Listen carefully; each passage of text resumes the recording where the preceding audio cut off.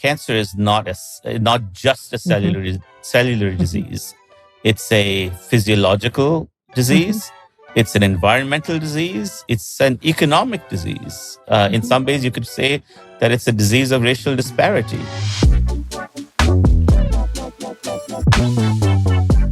This episode was brought to you by Alloy Health and Rivian. Many of you know my next guest as the Pulitzer Prize winning author of The Emperor of All Maladies, The Song of the Cell, and The Gene. He's one of the best medical writers of our time, and you don't have to take my word for it. He won the Pulitzer Prize in 2011, and he's the New York Times top 100 books of the century, Time Magazine's all-time 100 best nonfiction books.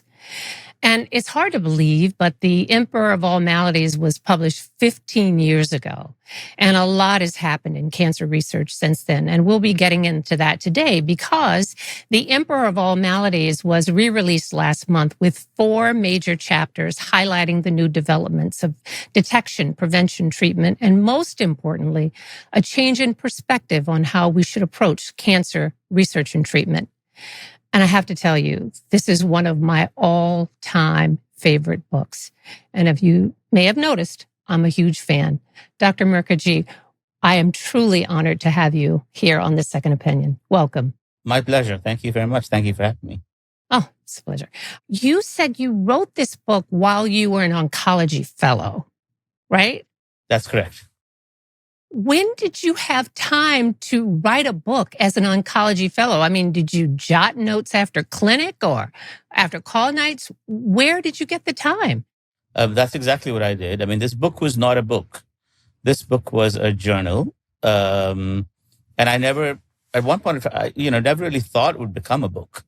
It was only after, probably 200 pages of journaling that I thought, it's an interesting fact that we don't know so much about cancer.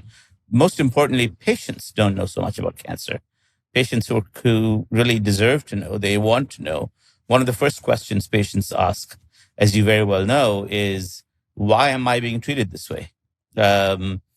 Not just my prognosis, which is, of course, not just my diagnosis, which is important, but why this therapy? How did we get here? How did I get here? Every patient asks. What were my risk factors? What did I do right? What did I do wrong? All of these questions. And what was astonishing is that, of course, we have individual answers to all these questions, and they're important. But we also needed, I began to realize that we needed a kind of historical answer to this question, and that historical answer is what prompted the first version of the book. Well, I think to be able to write this book, you have to be an exquisite storyteller.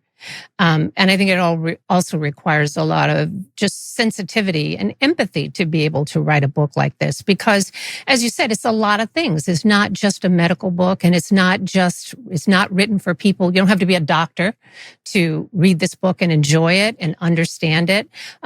It's history. It's a detective book. It's memoir. It's all of these things. And your book has so many literary references in your book.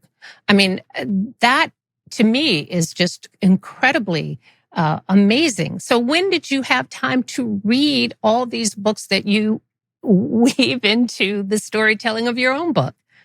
Well, I was a reader right from as long as I remember it. And the literary references that are strewn throughout the book aren't just there for sort of, showing off the literary references. They exist for a very particular reason. And the reason is that the word cancer, metaphorically, is not just any other word. It's a word that's stitched into our consciousness, our imagination, our literature, our writing. I mean, we use cancer metaphorically. We say, this is a cancer in our society. Mm-hmm. We say, your behavior that day was so malignant. Mm-hmm. These are the uses of the word cancer, malignant, metaphorically. And by that nature, by its very nature, the idea of an insurmountable disease, a challenge that we can't even seem to understand, let alone solve, a challenge that is so ancient and yet so modern. But also, who else can understand grief in this intimate way than a cancer patient? Right. So these aren't, I often tell people the literary references aren't there just to kind of be there or to sound erudite or to bring you to a poem.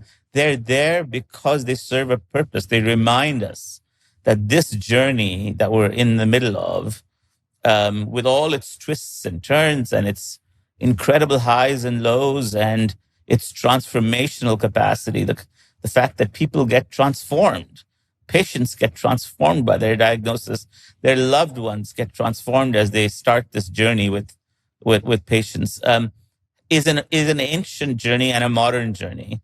Well, I too I'm a lover of language and of literature. And the one thing I have to say about your book is that it is one of the books that I consistently listen to.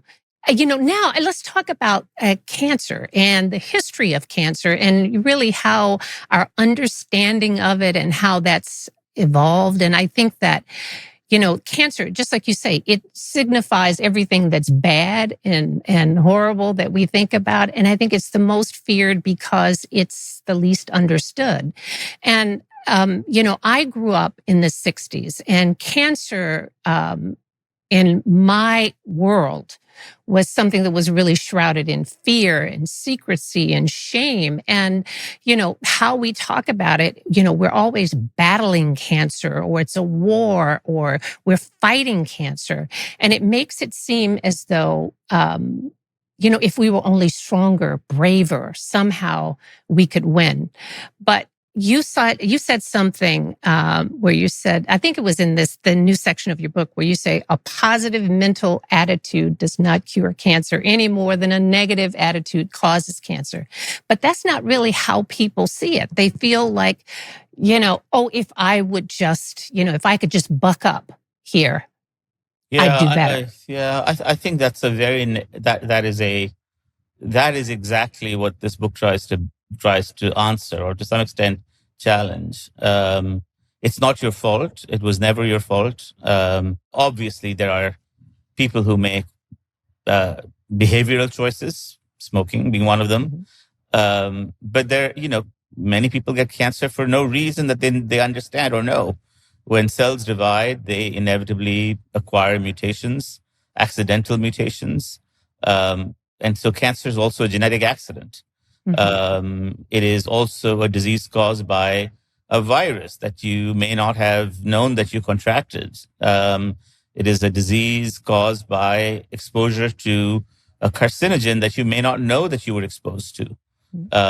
So there are, as I said, 4 or 5 fundamental ways that your genes can be changed, and cancer is ultimately a disease which is caused by mutations in genes. Yeah. And this is something that's very personal for me because, my mother died of colon cancer when I was 12 years old. I'm one of 8 children, and 6 of my 7 siblings have had a total of 8 cancers. So it's ever present, and it's something that, you want to, at least from my point of view, I hope that it's not genetic, but there's something else. And, but I also can't say that, there's any blame to be had here. I've always tried to understand it and hopefully do some of the things that I can do to prevent cancer, which I think is very important and not really talked about a lot. But I think part of our understanding or lack thereof has really shows up in your book. And I would really like for you to just take a minute and just briefly go through some of the disproven theories about the origin of cancer and how we've sometimes been led astray by that. And I'm thinking of, all the ones back from the beginning of time, the black bile, bad genes, and how that has affected how we deal with it. Well, I mean, the theory that lasted the longest time, even though it's been disproven and now we don't even remember it, was that cancer was caused by the accumulation of black bile, one of the four humors. This was a theory propounded by the ancient physicians, including Galen himself. Galen thought that the human body was made up of a balance of four humors: black bile, yellow bile, phlegm, and blood. And Galen and the Galenists imagined that every disease could be sort of classified, that the nosology of disease, the pathophysiology of the disease could be described by an imbalance of these things. Cancer was attached to black bile. It's interesting that the only other disease that was attached to, or one other disease that was attached to black bile was depression.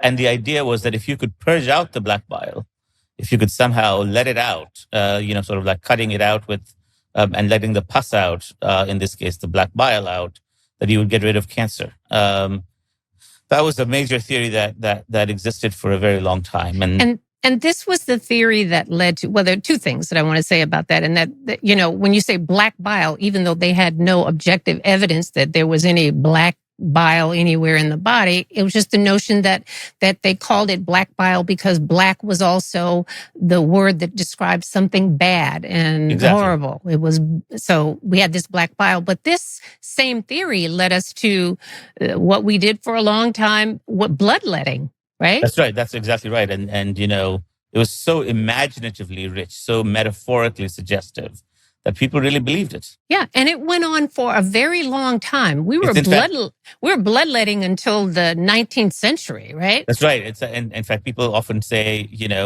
what is the theory of cancer that lasted the longest? And this was the theory of cancer that lasted the longest. The genetic mutation theory is only about 50 odd years old. Right. And do you think that we have sort of been misled in this fight or war on cancer because we've really thought of it as sort of a monolithic disease, when in reality it's not? It's hundreds of diseases that there is going to be no one answer to, right? That's correct. I mean, I generally try to cut what I think is a middle view. The middle view is that, yes, there are hundreds of diseases, but we wouldn't call them all cancer if they didn't have some commonalities. And they do have commonalities. The commonalities are, they are all diseases caused by mutations in genes. These genes are genes that fundamentally affect the growth of cells. They also affect other properties of cells, including metabolism and including the way these cells can occupy spaces that they aren't supposed to occupy. But primarily, it is the growth of cells that's disrupted. So that's one commonality. We can understand them as a common set of diseases and also potentially devise treatments which cut through or cut across different kinds of cancer. I mean, again, in the new chapters, we encounter immunotherapy. Immunotherapy works against, many forms of colorectal cancer. It also works against many forms of skin cancer. It also works against, some other kinds of different kinds of cancers. And you would have thought that, what does skin cancer have to do with colorectal cancer? They look different under the microscope. They behave differently in the body. And yet, in both cases, in some particular instances, immunological therapy is what works.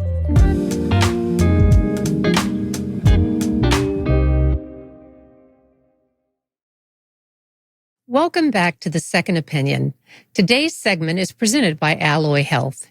Aging happens to all of us, but that doesn't mean you have to live with hot flashes, brain fog, poor sleep, weight gain, or skin that suddenly feels like it belongs to someone else. These types of changes aren't random, they're hormonal. We know women out there have questions, so we're here to help answer some of those. We've received a number of listener questions about all things women's health, so I'm here to give you a second opinion. Our listener question is, I've been told by my doctor to wait until full menopause before doing anything. Is that correct? Or would I benefit from acting now when symptoms first emerge? Well, This is a very good question. And even though the definition of menopause is having had your last menstrual period plus 12 months to confirm that it's your last menstrual period, there is no reason you need to wait to initiate therapy. First off, I want to say this. You get treatment when your symptoms are bothersome to you. There is no benefit until waiting for 12 months to confirm that you're in menopause. Most women will start having symptoms for years before they actually get to their last menstrual period. Or what if you have an IUD? Or you've had a procedure such as an endometrial ablation? How would you know when your last menstrual period actually is? So that's why that definition is not really helpful. I think that the important thing is that women understand that you should seek treatment when you are having any of the symptoms of menopause, such as hot flashes, mood swings, night sweats, brain fog, that are bothersome to you. And there is new evidence now that says that the earlier you seek treatment and start hormone therapy, the more benefits you accrue. So in answer to that question, no, you do not have to wait until full menopause. Perimenopause and symptoms are clinical diagnoses, which means that when you are bothered, that is when you should seek treatment. And that is why we at Alloy Health understand this distinction, and we will not have anyone wait. So please, if you're having symptoms, get treated. Don't wait. If today's question made you think about your own symptoms, or if you're ready to finally get some answers, Alloy Health is a great place to start. Join the 95% of women who tried Alloy and saw relief in the first 2 weeks. Head to myalloy.com and tell them all about your symptoms, and you'll get a fully customized treatment plan. And you'll get $25 off your first order today when you use code TSO25. Head to myalloy.com and enter code TSO25 to get $25 off your first order. This episode is brought to you by our friends at Rivian and their all-electric, full-size SUVs and trucks made for all of life's adventures. Rivian just announced their all-new Rivian Quad, their fastest, most capable vehicle yet. Powered by 4 motors, one for each wheel, it gives you unmatched traction, control, and performance anywhere you are. On winding roads or off-road trails, the Quad is engineered for precision driving and maximum adventure. With a native NACS port, the Quad is compatible with 50,000 DC fast chargers, so getting back on the road is hassle-free.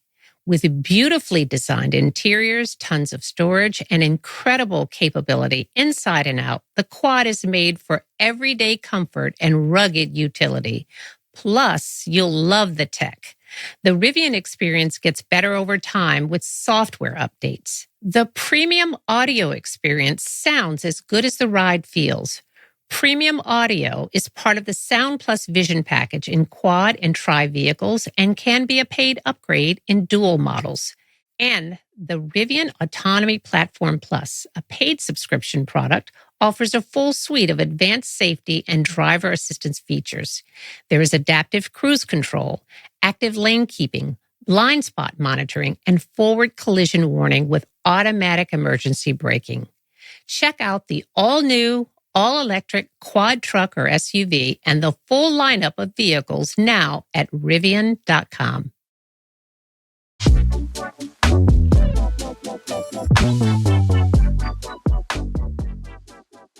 The one thing that I really want to emphasize for our audience is that, cancer has been with us for as long as we have been on this planet.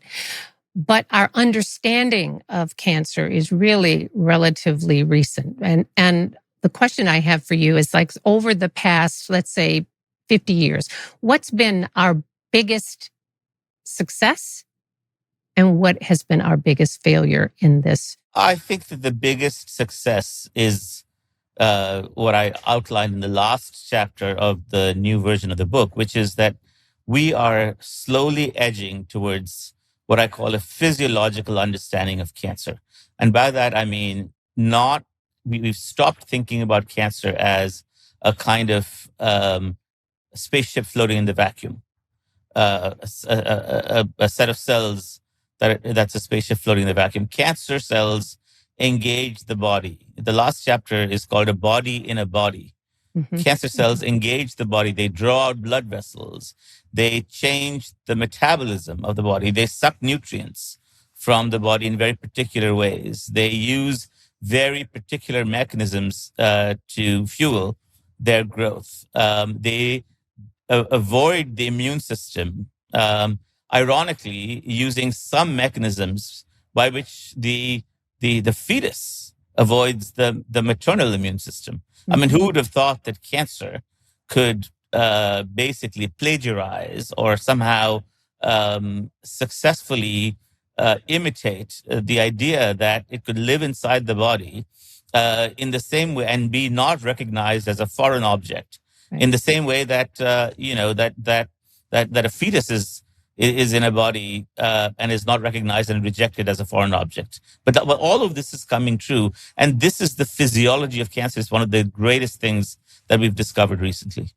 Yeah. And I think that that's really important that we understand that our immune system is very active in fighting not just foreign invaders, but the invaders from within, such as cancer. I want to talk a little bit about the prevention and screening aspect, because you talk about that in the new chapters of your book as well, and what screening can and cannot do. And I want to, before we get to screening, spend a little time on prevention, because of the things that we think about when we think cancer, we think of prevention, screening, treatment, diagnosis, and treatment. But we don't spend a lot of time on prevention. And why do you think that is? Because wouldn't it be the best thing in the world to say, well, we can worry about how to treat cancer, but why don't we spend time thinking about how not to increase our risk for cancer? Because we understand we can never eliminate it. Well, so this has been a big question in the entire cancer community, which is how to prevent cancer more effectively, and how we might not have to, spend all our money and resources trying to treat it. The problem has been that for a very long time, we understood, as I said, we understood the root cause of cancer, which is mutations in genes. In some cases, this is because of genetic accidents. We can't, fundamentally speaking, we can't prevent those genetic accidents. Right. But what we can do is we also know that these mutations in genes can be caused by substances in the environment. Just to give you some examples, obviously tobacco smoke we talked about. We also, formaldehyde, asbestos. We had a test called the Ames test, but that could only detect a fraction of all the potential carcinogens. We also had biological tests, but biological tests and by that I mean exposing animals to animals. Yeah. But that's also limited because you can only expose, you can only do so much.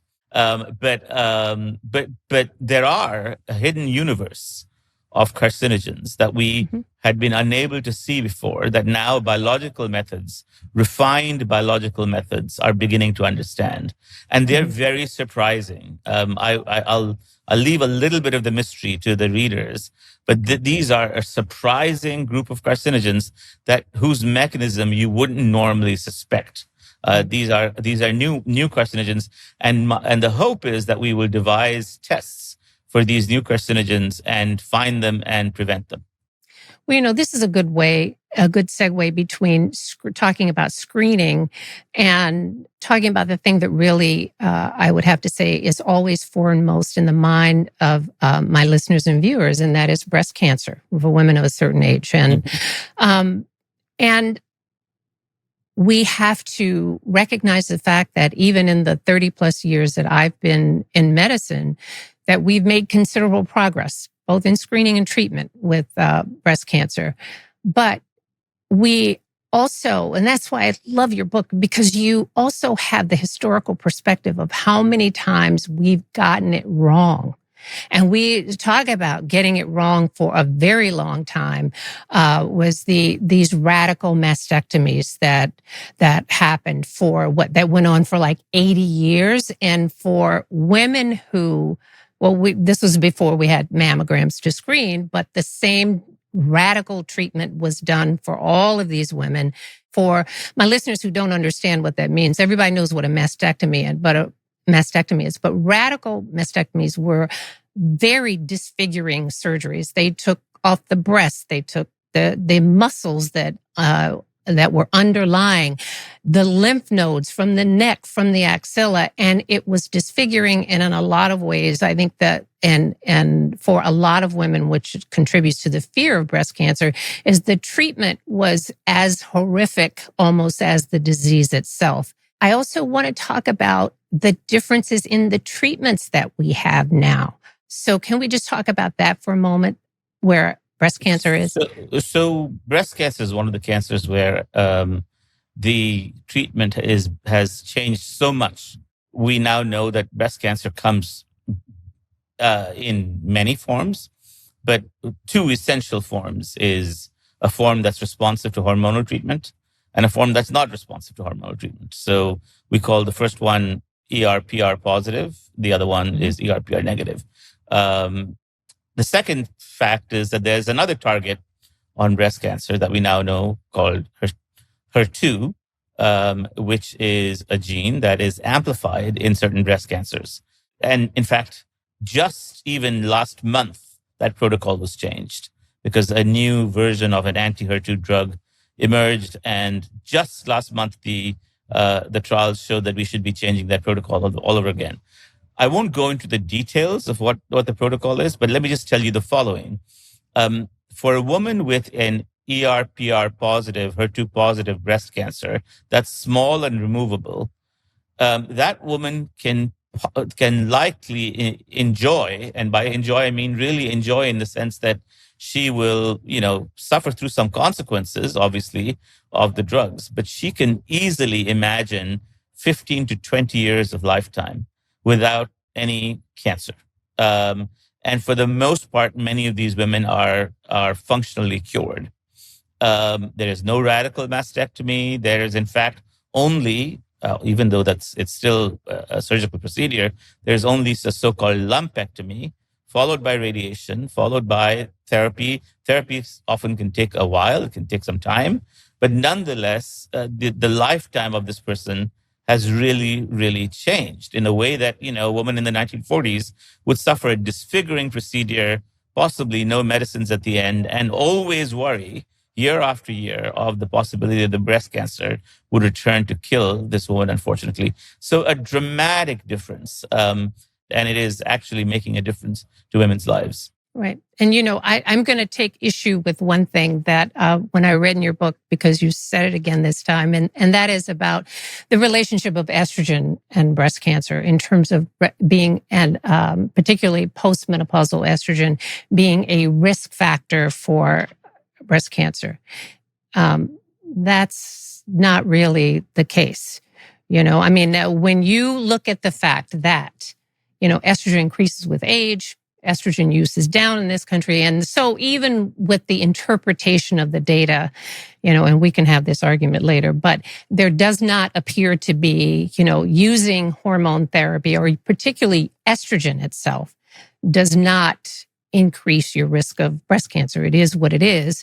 But, and I think that's a very different conversation than using estrogen afterwards, or what that means in the space of the treatment, but just having women be fearful of estrogen because they fear breast cancer. Because the one thing that I always like to tell my patients and even my listeners is that, even women who are diagnosed with breast cancer, they're more likely to die of cardiovascular disease than they are to die of their breast cancer in today's world with early diagnosis. So that's one of those things that, where women blame themselves for, right, sometimes for having made a choice that may or may not, and in most cases did not really impact.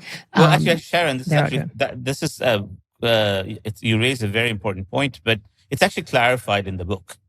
Um, I know. The book makes very clear two things. Number one is that there is disagreement Right. around these studies, around the Right. interpretation of these studies. So I've actually made it a point to point that out, and that the Million Women study and the UK study, and versus the American study had discrepancies. I point Yeah. that out as well. Yeah. And Yeah. thirdly, that estrogen pills versus estrogen plus progesterone pills are very different from each other in terms of impact on cancer. Right. So all of these are pointed out in the book. I hope you don't take issue with those, because I make it very clear that there's Right. the data Right. is still, the jury is still out. Well, I think that would be we could have a whole other show about that, That's right. about just discussing those two studies. But I don't want to leave this without getting to some other, just one of the basic things that you talk about in your book, and that how we look at cancer and how we have looked at cancer historically. Well, I say historically, now that we have the ability to look at the cell or the cancer and to target the cell itself. But you bring up the concept of not just the seed, but the soil. And by that, I mean the seed being the cancer cell itself, and the soil being the environment that cancer cell happens to find itself in. And that we can't really just do one in isolation without thinking about the other. Is that a fair way to say it? That's exactly the right way to say it. And we need to find out what the characteristics of the soil are. We know some of the characteristics of the soil. So the soil has immune cells. We know how to potentially activate them in certain circumstances. The soil has blood vessels. There are medicines that are now very actively looking at how to stop cancer cells from pulling out blood vessels, so that the soil has nutrients. The soil has all these mechanisms. And there are, I would say, if there are lots and lots of seed therapies, and by that I mean cell therapies that attack the cancer cell, there are now more and more soil therapies that change the microenvironment around the cancer cells so that they don't have the capacity to grow the way they normally do. Right. And the reason why that's so important to me is that because there has to be some underpinning about the disparities in cancer outcomes for Black people, African Americans in this country. It's not as if, when you keep focusing on just the cell, and not looking at not just even the environment that is, but the whole microcosm that exists, then you're going to miss some of the things because we're focusing too narrowly on. That's right. So cancer is, and this is the last chapter of the book. Cancer is not just a cellular disease. It's a physiological disease. It's an environmental disease. It's an economic disease. In some ways, you could say that it's a disease of racial disparity. You can look at prostate cancer outcomes among African American men versus white men. You can look at disparities in breast cancer outcomes among African American women and white women, for instance, and realize that cancer is not just a disease of cells; it is also a disease of societies. Exactly. Before I let you go, I know that you have got things that you are working on in your lab, and just tell me, what is the source of hope for you? And as we are sort of entering into a new era of cancer therapy and treatment, what are you most excited about? Well, I'm excited about the idea that we can use combined modality treatment. So I'm excited about the fact that if we combine multiple ways of tackling cancer, not just one, that we give it a multi-hit, that will actually begin to cure the disease. And of course, I'm excited about the fact that we have new ways of thinking about prevention. So those are the two arenas that I'm most excited about. Obviously, when I think about multiple modalities, I'm thinking about not just the immune system, but also the soil, as you called it, also new genetic ways of turning on and turning off genes using medicines of various sorts. But almost always the successes in cancer therapy have been combined modality. And I'm excited about the fact that we will soon launch not just one therapy trials, but combined therapy trials. How long do you think it's going to take us when we look back on where we are today? How long do you think it's going to be before we're looking at what we do now the same way we looked at bloodletting? It's a tough question, but the world in cancer. I just told you a new trial comes along every day, and it practically every month is a practice changing trial. So the pace of research has accelerated exponentially, and one of the things I would make a plea for is that, as you very well know, there's an attack on science and there's an attack on research in the country that's going on right now. We just need to stop that. Because if we don't do that, it seems sort of someone else's problem, but it becomes your problem when your loved one or you have a disease like cancer and there isn't research support to drive the next innovation. Thank you so much. Thank you. And thank you for this incredible podcast.